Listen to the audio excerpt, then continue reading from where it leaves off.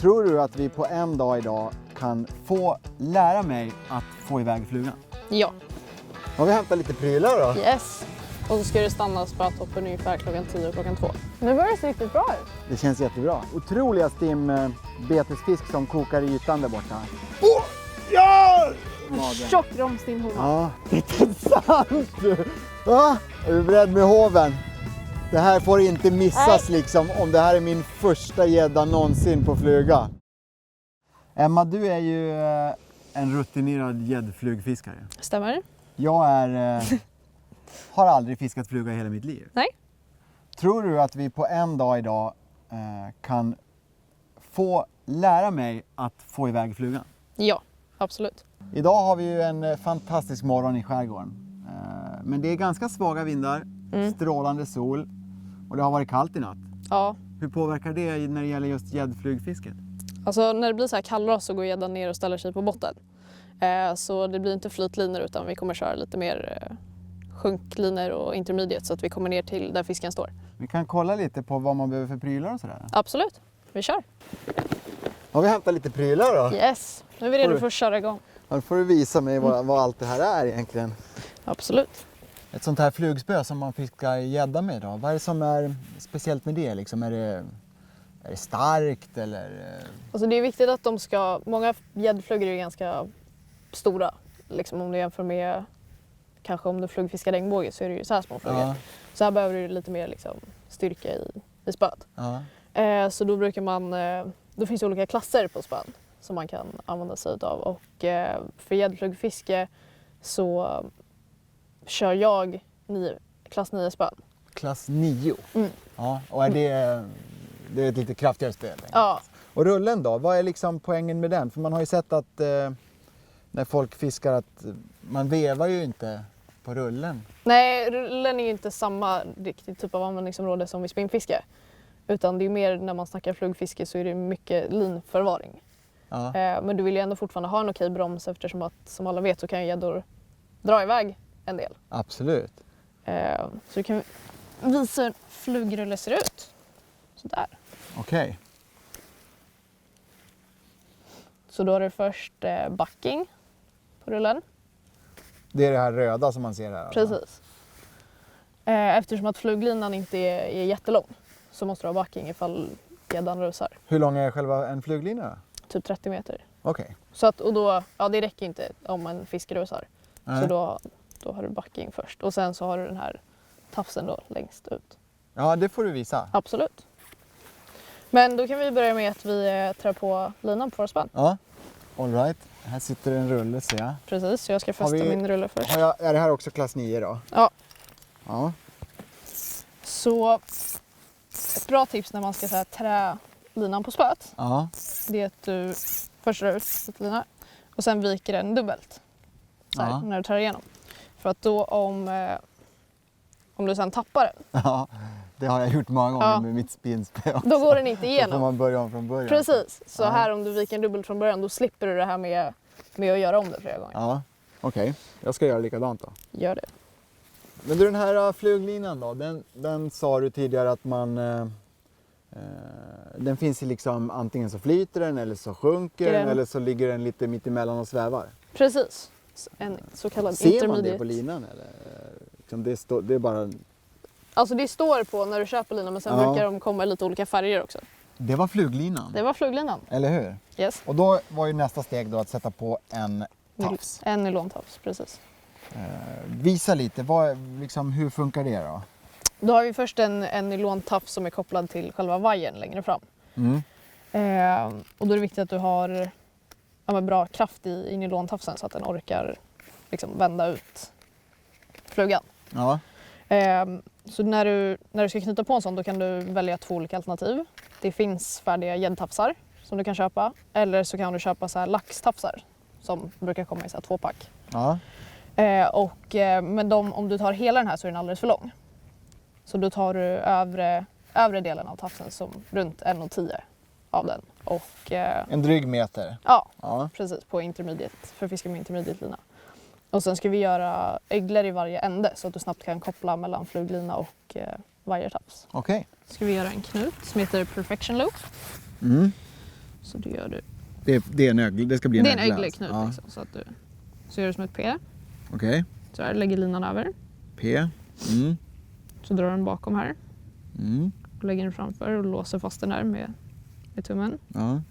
Så här. Och du ser att du har en liten ögla här bak och en stor här framme. Ja. Så då lägger du den här emellan de två. Just det. Så. Och så drar du upp den här lilla genom den stora. Klart. Och sen får du dra åt den här knuten och då finns det ett så här smidigt verktyg som kan göra det. Istället för att man ska ha sönder sina tänder. Ja, ja. Och då ser du, du får en sån här ögla som står rakt ut. Mm.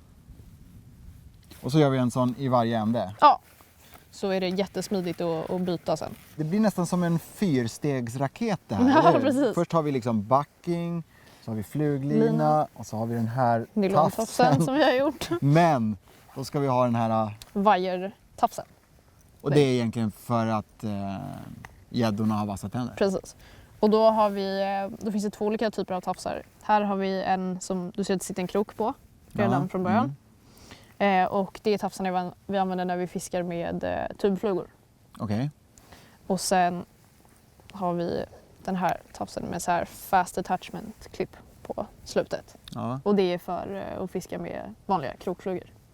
Krokflugor, tubflugor, Tubflugor. det kommer vi till sen. Precis. Men jag Men förstår. vi behöver det de här finns, ja, två olika tafsarna vi för ska att ha kunna två olika. fiska under dagen. Och nu har vi den här öglekopplingen. Vi har öglan vi gjorde på nylontafsen Ja. och så har vi öglan vi gjorde här. Så nu sätter vi på den sista delen Mm. och sen är vi ganska klara. Ja, Ja, precis. att börja prova kasta. Och hur då- gör du det där då? Det är bara trä Så gör på. du i den. Och sen är det viktigt att om jag bara drar den så här då kommer den fästa, det kommer bli sådär. Mm, Sådär. just det. Så det är viktigt att du viker över den där. Jaha, ja. Det ska se ut som en råbandsknop när man är klar. Mm. Så då ser du kopplingen sådär. Det blir mycket Ja, mer stabilt och det blir mindre slitage på båda delar.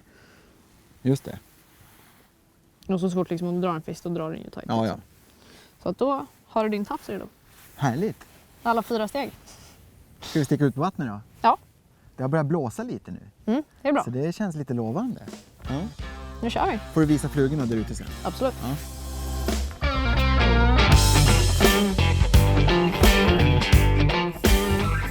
Det känns som att vi har bättrat på våra chanser ganska rejält idag. Det tycker jag. Vi vill få fisk, därför har vi fått hjälp av Niklas Bauer från Fly Dressing Vision, en av Sveriges bästa gäddflugfiskare. Och en väldigt god vän till mig. Du kanske kan visa lite vilka olika typer av flugor och vad vi kommer Precis. använda idag för någon typ. Ja, det finns ju lite blandade typer av flugor. Så vi har ju dels flugor som är bundna på krok. Ja. Så har vi en ledad variant. Så du ser att den är två separata krokar. Det är 2 krokar på den här alltså. Ja, precis. Ja. Så då får den väldigt fint rörelsemönster i vattnet. Och sen ser jag att den har som en svans på sig, Ja. en wiggle tail. Och Det är bara som en pappersbit nästan. Jag trodde det var nästan gummi, den ser ja, den liksom ut tyngre som... liksom. Ja.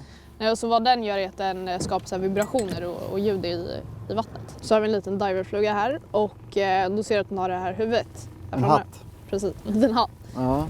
Så om du fiskar den med en intermediate-lina så när du gör ett liksom drar in flugan då kommer den där att gå neråt och sen så gör huvudet att den flyter tillbaka upp igen. Precis, för det här såg tungt ut men det är inte det. Det är Nej, ju någon precis. slags flytmaterial egentligen. Precis, så den Ja. flyter upp igen. Och om du fiskar med en sjunklina så det finns något som heter booby-tekniken. Så då har du sjunklinan på botten och så flyter den där lite över och så när du drar så går den ner mot botten och så flyter den upp igen. Sen har vi en popper. Popper. Ja, Ja. så det är ju ett ytbete. Liksom. Här känner jag ingen krok överhuvudtaget. Nej, det är en tubfluga så då har du kroken på tafsen. Okej. Och sen har vi en bara vanlig så här, typisk tubfluga, så det är en ganska stor fluga. Med lite flash och ett epoxyhuvud och då har vi också kroken på tafsen. Just det. Så det vi kommer fiska idag är lite tubflugor och krokflugor. Härligt. Ja, vi har lagt oss vid en vass på 3 meter ungefär någonting här. Yes. Så nu ska du få... Sätta på en fluga. Precis. Härligt. Tänkte jag att du ska få börja med en av mina favoritfärger Ja. som är grönguld. Som är väldigt bra så här allmänt så här, imiterar abborre och massa Småfisk. Ja. Och här sitter en krok redan. Där sitter en krok, så då har vi den här fast attachment Sylvass. Precis. Ja. Så det är bara att du sätter på den.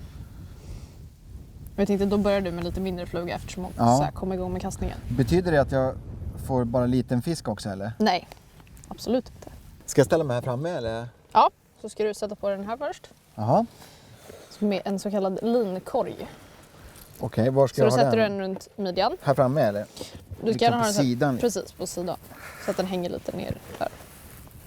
Okej. Bromsen, måste man ställa den? Ja, du lite kan ju ställa in den precis som på en spinnrulle liksom, Ja. om det ska vara tajt, men det känns rätt. För att mothugget sitter i handen och inte i bromsen? Precis. Ja. Till skillnad från om du fiskar med spinn så är det, då har du ju vikten i ditt bete liksom, som drar ut linan. Ja. Men nu har du ju, nu är det klart att en gäddfluga är lite tung, men den räcker ju inte för att dra ut linan på samma sätt. Nej. Så att då har du ju vikten i linan och det är linan som ska hjälpa dig att transportera ut flugan, inte tvärtom. Okej. Så om du börjar dra ut lite lina, Hur mycket? dra ut några meter så du har lite att leka med. Ja, okej. Så det som är skönt att börja med är att bara liksom känna efter hur spöet känns och hur det känns med lina och flug och allting innan du börjar försöka liksom få ut några längder. Så vad jag brukar göra då är att bara hålla, om du låser lite av den linan så här vid tummen. Med högerhanden? Precis. Och så kan du bara börja känna efter och göra den här rörelsen. Ja, För att få in, vilken rörelse är det rörelse? alltså? Om du tänker dig att du har en klocka runt dig. En klocka? Och så ska du stanna spötoppen ungefär klockan 10 och klockan 2. Ja. Så att du liksom stannar den där uppe och Först stannar den där. bakåt? Precis. Nu ligger det här i vattnet, men det gör inget. Nej. Så jag börjar bakåt. Ja.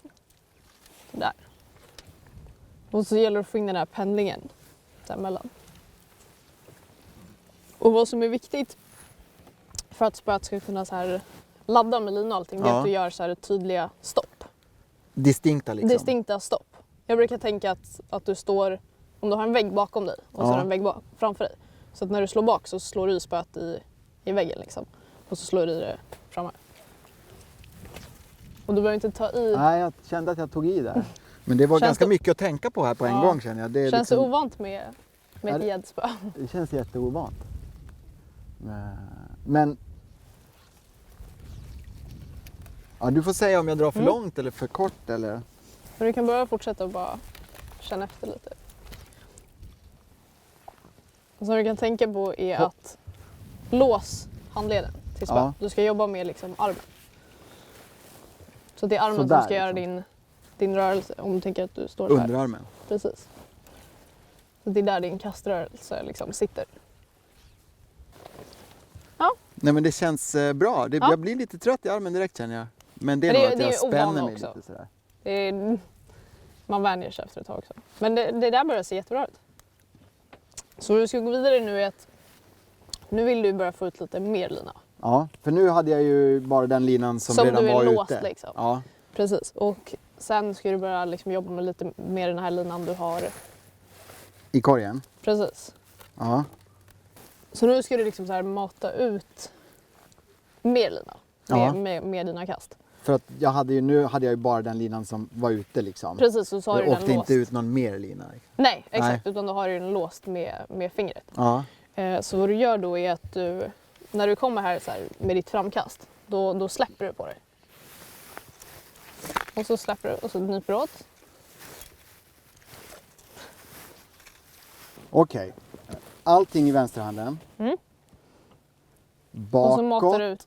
När jag kastar framåt så släpper jag. Men när jag är längst fram så tar jag tag i den igen. Precis. Och drar bakåt. Ja. Så att du hela tiden har liksom spänning i spöet.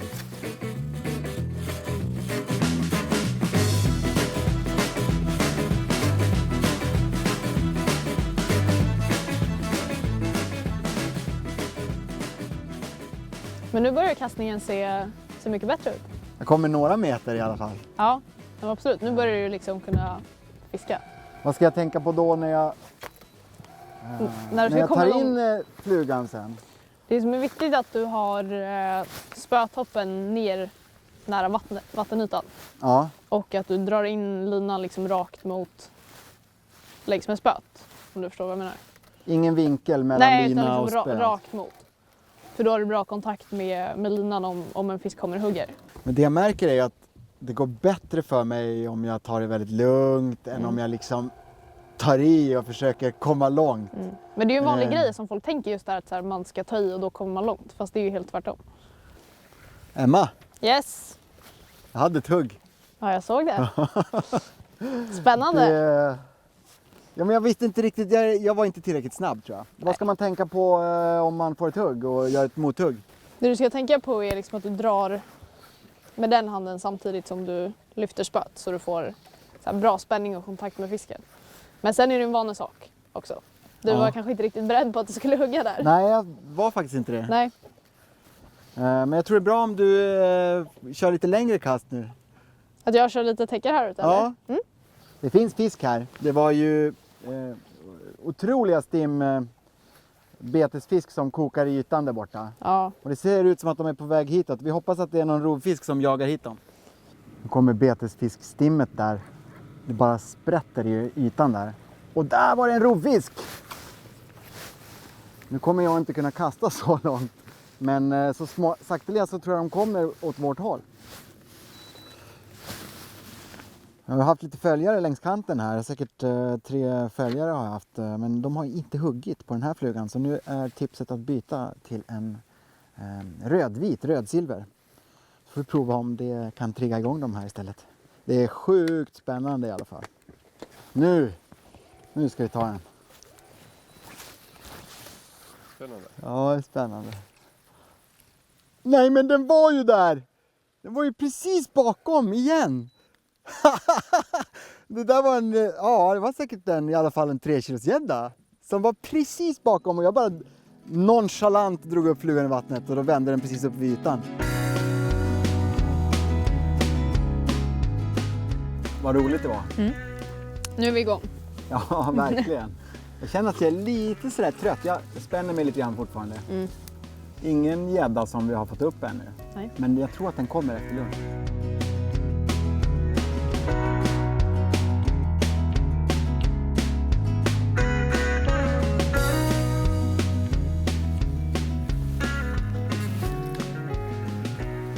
Nu börjar det se riktigt bra ut. Tackar. Känns det bra? Det känns jättebra. Det känns jätteroligt. Det är bara den där gäddan som saknas. Ja, precis. Det blev ingen fisk ju. Inte i höstas. Nej, vi hade... Jag ska inte säga att vi hade otur, vi hade väldigt roligt. Vi såg en hel del fisk. Men vi hade ingen upp i båten. Nej, så då kör vi ett nytt försök nu när det är vår. Ja, vår. Vi är kvar i Stockholms skärgård. Förhållandena ser rätt bra ut. Det tycker jag absolut. Idag tar vi dem. Nu kör vi.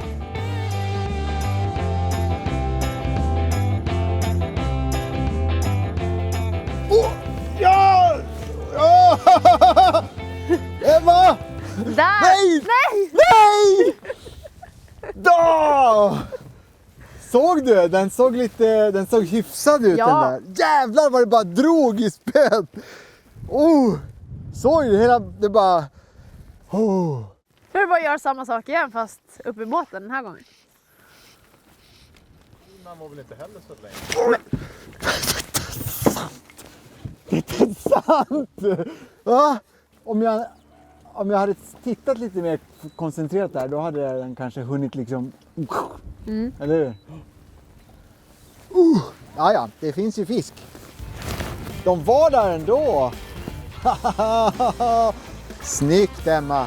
Det här är härligt. Jättehärligt. Som vi har kämpat. Oj, hjälp. Sådär. Och en hona ser ut, riktigt tjock kring magen. Tjock romstinhona. Ja, härligt. Den får simma tillbaka och leka. Absolut, vi får fler tjocka gäddor till nästa säsong. Fin.